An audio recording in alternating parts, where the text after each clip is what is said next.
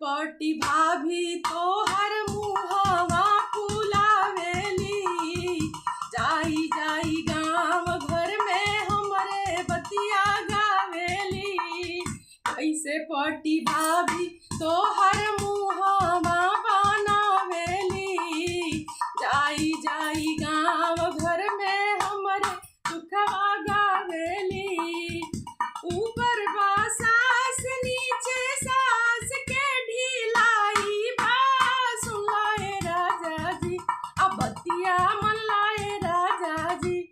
अलगा रहला में भलाई बा। सुन लाए राजा जी अलगा रहला में भलाई बा। सुन लाए राजा जी अब